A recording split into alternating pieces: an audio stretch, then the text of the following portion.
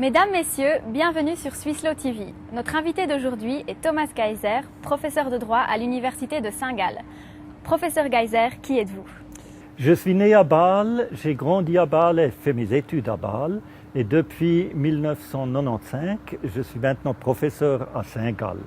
Avant, j'ai travaillé à l'Office fédéral de la justice et je me suis occupé de droit matrimonial, la révision du droit matrimonial, et après j'étais aussi au tribunal fédéral comme greffier et maintenant je suis aussi encore juge suppléant au tribunal fédéral.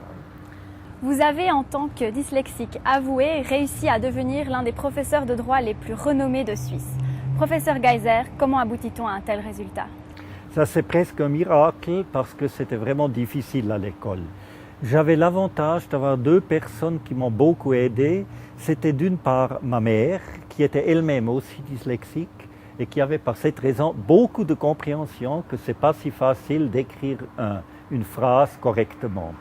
Et la deuxième personne qui m'a beaucoup aidé, c'était Hans Sahner, c'est le célèbre philosophe qui était à l'époque étudiant et qui nous a aidés comme instituteurs à la maison et qui m'a donné une certaine sécurité que ce n'est pas mon intelligence qui manque, que c'est vraiment faisable aussi et qu'il ne faut pas trop essayer d'écrire juste, mais d'écrire compréhensible. Vous avez pris part de manière déterminante à l'élaboration du nouveau droit matrimonial en 1988. Professeur Geiser, 25 ans plus tard, quel est le bilan que vous en tirez? Qu'est-ce qui a fait ses preuves? Qu'est-ce qui doit être révisé? Je suis toujours convaincu que c'est une très bonne loi et qui a aussi tout à fait ses preuves dans la pratique. Et il y a évidemment des choses dans la société qui ont changé. Il y a des nouveaux problèmes qui se posent, mais qui sont tout à fait possibles de trouver des solutions aussi par la jurisprudence. Un des problèmes qui est relativement nouveau, c'est le fait qu'aujourd'hui, très souvent, des managers sont payés avec des bonus qui ne sont pas en nature et qui ne sont pas en argent, mais qui sont en options d'action.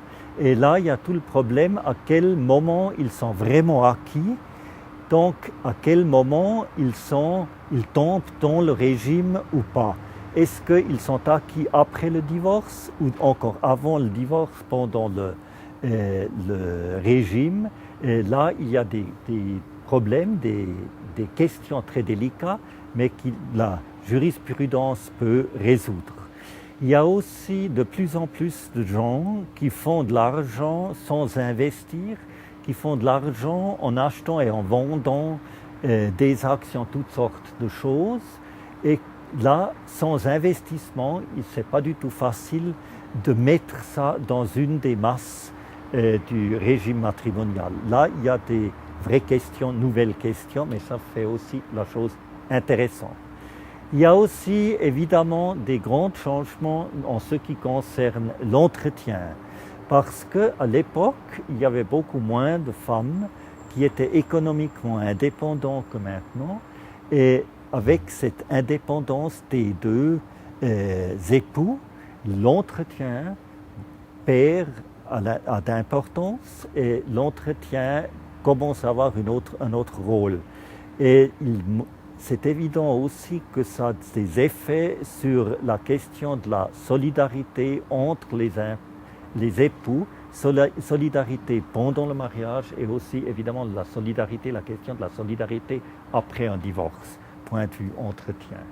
En plus, il y a certaines dispositions dans le nouveau droit matrimonial qui étaient introduites par des raisons historiques pour marquer la différence envers l'ancien droit. Il ne faut quand même pas oublier que cette nouvelle loi était assez contestée aussi, il y avait le référendum, et ces dispositions sont à mon avis maintenant complètement superflues parce que plus personne viendrait sur l'idée de soutenir les positions de l'ancien droit, comme par exemple la règle de l'ancien droit que la femme devait demander le mari si elle voulait choisir une profession. Et là, à l'époque, il fallait mettre dans la loi que ce n'est pas comme ça. Et il faut aussi voir que dans le référendum, toutes ces questions ont joué un rôle. Et c'était M. Blocher qui voulait à l'époque garder l'ancien droit. Et par cette révision, son référendum a heureusement pas abouti. Vous vous investissez tout au long de votre vie professionnelle pour l'égalité des couples de même sexe. Professeur Geiser, où en sommes-nous dans ce processus? Dans ce processus, la société a fait des énormes pas, et le droit aussi.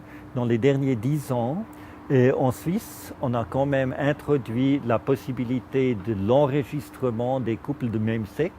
Cet enregistrement a pratiquement les mêmes effets qu'un mariage.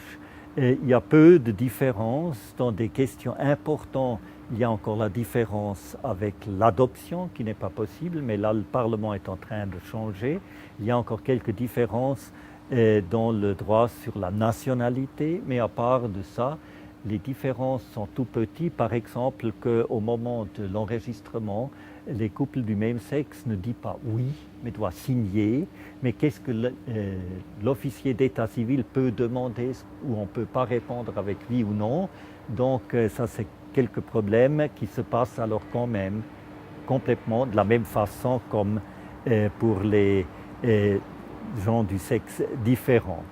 Et ce qui est très beau aussi, c'est que ce mouvement vers l'égalité n'est pas seulement en Suisse, c'est un mouvement qui est dans toute l'Europe et je pense aussi dans le monde entier. Vous êtes la star de Swiss Law List. À qui doit-on ou à quoi votre engagement de longue date? On doit cet engagement à M. Wagner qui a inventé cette liste, qui a inventé un système qui est simple et efficace et qui modère cette liste, qui entretient cette liste depuis tellement d'années. Pour ce, il faut vraiment lui remercier. Sur cette liste, il y a toutes sortes de discussions. Il y a des discussions qui sont complètement absurdes. Il y a des discussions de temps en temps bêtes, de temps en temps politiquement pas tout à fait correctes. Il y a aussi, et ça c'est très important, des discussions très intéressantes, très informatives. Et il y a des informations qu'on peut vraiment tirer de cette Swiss Law List qui sont excellentes. Et l'organisation est faite d'une façon qu'on peut très vite constater ce qui t'intéresse et ce qui ne t'intéresse pas, et effacer ce qui ne t'intéresse pas. Donc, te concentrer efficacement sur les informations qu'on a besoin et qu'on veut et qui sont excellentes. Professeur Geiser, que peut envier la cravate au nœud papillon? La cravate a aussi certains avantages. Si on a une émission de télévision et on mange avant et on tache sa chemise, on peut cacher les taches avec la cravate, ce qu'on ne peut pas avec un nœud papillon. Mais un nœud papillon donne un aspect personnel, ce qui fait aussi que les gens de temps en temps me saluent dans la rue. Je ne les connais pas, mais ils m'ont vu à la télévision. Et c'est en effet une histoire qui m'a fait porter un nœud papillon. C'est que mon professeur, le directeur de ma thèse, aussi Frank Fischer, un professeur que j'aime beaucoup, qui était très important pour mes études aussi, lui porte toujours un nœud papillon. Lui porte un nœud papillon bleu avec des taches blanches. Et il m'a une fois raconté pourquoi, et depuis, je porte toujours un nœud papillon. Parce que lui a fait des études post-grade à Londres, et là, un oncle de lui l'a une fois invité ensemble avec Churchill pour un repas. Et dans ce repas, Churchill a raconté qu'un nœud papillon avec des petites taches, c'est excellent parce que on peut le porter avec tout. Il faut le matin pas regarder si les couleurs vont avec la chemise et avec le vêtement. Et donc c'est très pratique. Et en plus, ça donne une note personnelle. Et là, le lendemain, Madame Fischer, la femme de Frank Fischer de l'époque, est allée dans un magasin et a acheté un nœud papillon bleu avec des petites taches blanches. Et depuis, Frank Fischer porte ça. Et depuis qu'il m'a raconté cette histoire, je porte aussi toujours un nœud papillon, mais pas toujours la même couleur. Professeur Geiser, merci mille fois pour cette interview.